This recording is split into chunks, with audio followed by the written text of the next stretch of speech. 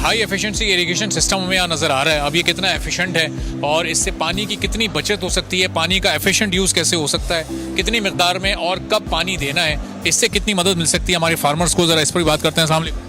वालेकुम अस्सलाम। क्या नाम है जनाब आपका? इरफान नवाज। इरफान साहब, ये हाई एफिशिएंसी इरिगेशन सिस्टम की क्या स्पेसिफिकेशंस हैं और कितना यूज़फुल है ये आज के दौर में? देखिए, हाई एफिशिएंसी इरिगेशन सिस्टम के अंदर डिफरेंट कंपोनेंट्स आ जाते हैं, जिसमें ऑर्चर्ड्स के लिए ड्रिप इरिगेशन सिस्टम रिकमेंड किया जाता है। इसी तरह वेजिटेबल्स के लिए जो हाई वैल्यू क्रॉप्स होती हैं उनके लिए हम ड्रिप इरिगेशन सिस्टम, और जो फील्ड क्रॉप्स हैं जैसे वीट है, इसी तरह फॉरेजेस हैं और ग्रेन्स हैं, उनके लिए हम सेंटर पिवट इरिगेशन सिस्टम जो है लगाते हैं। तो ड्रिप इरिगेशन सिस्टम ये पाकिस्तान के अंदर इस वक्त तकरीबन 100,000 एकड़ से ज़्यादा के ऊपर लग चुका है, और उसके अंदर हमने सिर्फ जो हमारी कंपनी ने इंस्टॉल किए हैं इट्स मोर देन 60,000 एकड़। और इसके अलावा center pivot irrigation system Lindsay जो कि यूएसए की कंपनी है उसको हम रिप्रेजेंट करते हैं, और उसके जो सिस्टम्स हैं वो पाकिस्तान के अंदर all over the world supply होते हैं। पाकिस्तान के अंदर हम उनको रिप्रेजेंट करते हैं, और ये उन एरियाज़ के अंदर इंस्टॉल किए जाते हैं जहाँ पे आपकी और कोई सिस्टम नहीं लग सकता, यानी कि जो अनकल्टिवेटेड बैरन लैंड्स होती हैं वहाँ पे हम इन सिस्टम को लगाते हैं, और उसके ज़रिए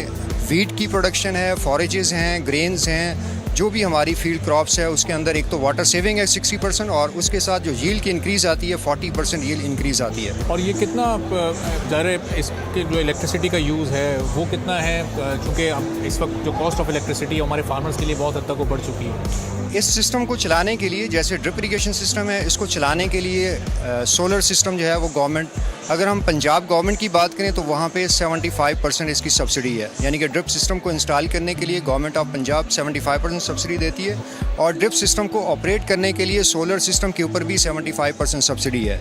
और इसके अलावा जो स्प्रिंकलर्स हैं, स्प्रिंकलर जैसे सेंटर पिवट, ये क्योंकि ये बड़े फार्मर्स के लिए आ जाते हैं तो इसके ऊपर सब्सिडी नहीं है। ये जो बड़े कॉर्पोरेट फार्मिंग है, कॉर्पोरेट फार्मर्स हैं, तो कॉर्पोरेट सेक्टर खुद इसको इंस्टॉल करते हैं, और वो भी एनर्जी के सोर्स के तौर पे या तो वापदा वहाँ पे होती है या फिर उसको सोलर के साथ जो वो कपल किया जाता है। 5 एकड़ टू 100 एकड़ पर यूज़ हो रहा है, तो ये एक ही सिस्टम लगता है, चाहे वो 5 एकड़ हो या वो 100 एकड़। इसके अंदर डिफरेंट हमारे पंपिंग स्टेशंस आते हैं और फिल्टर्स आ जाते हैं। अगर 5 एकड़ 10 एकड़ का फील्ड है तो उसके ऊपर पंपिंग स्टेशन जो है वो स्मॉल होगा, पीछे जो मोटर लगेगी, पंप लगेगा, वो स्मॉल कैपेसिटी का होगा, उसके अकॉर्डिंगली आगे जो है उसको डिज़ाइन किया जाता है। अगर बड़े स्केल के ऊपर है, जैसे 100 एकड़ के ऊपर हम लगा रहे हैं, तो 100 एकड़ के ऊपर बड़ा पंपिंग स्टेशन लगेगा, और उसके जो पाइप का डाया होगा वो बड़ा होगा, और उसके जो जोनिंग होगी, यानी कि वैसे हम 1 एकड़ के ऊपर कर रहे हैं तो वहाँ पे हम 10 एकड़ के ऊपर जो है वो जा सकते हैं। 10 एकड़ का एक वाल होगा, और इसको हम ऑटोमेशन के ऊपर भी इंटीग्रेट करते हैं। कुछ फार्म्स हमने किए हैं जहाँ पे ज़मीन के अंदर जो है वो सेंसर लगा होता है।